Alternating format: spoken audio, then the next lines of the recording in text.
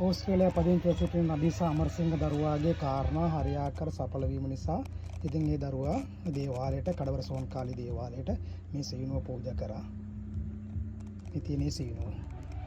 ඉතින් මේ සීනුව වාදනය කරන දවස ගානේ පූජා තියෙන ගානේ දරුවාට සීළු ආශිර්වාද කඩවර අප්පච්චිගේ අම්මා සෝන්කාලි මෙන් වාසගේ පිහිට සීළු ආශිර්වාදයේ දරුවාට ලැබෙනවා ඒකාන්තයි සත්‍යයි. ඉතින් ඒ දරුවා දන්නවා මාගේ රාජකාරී කරන දේවල් දිනපතාම පුද පූජා තබනවා. ඉතින් මේ සීනුව සෑම දිනක් කරම නාද වෙනවා.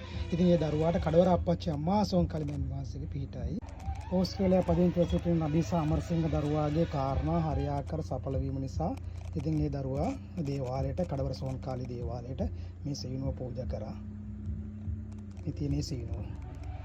ඉතින් මේ සීනුව වාදනය කරන දවස ගානේ පූජා තියෙන ගානේ දරුවාට සීළු ආශිර්වාද කඩවර අප්පච්චිගේ අම්මා සෝන්කාලි මෙන් වාසගේ පිහිට සීළු ආශිර්වාදයේ දරුවාට ලැබෙනවා ඒකාන්තයි සත්‍යයි. ඉතින් ඒ දරුවා දන්නවා මාගේ රාජකාරී කරන දේවල් දිනපතාම පුද පූජා තබනවා. ඉතින් මේ සීනුව සෑම දිනක් කරම නාද වෙනවා.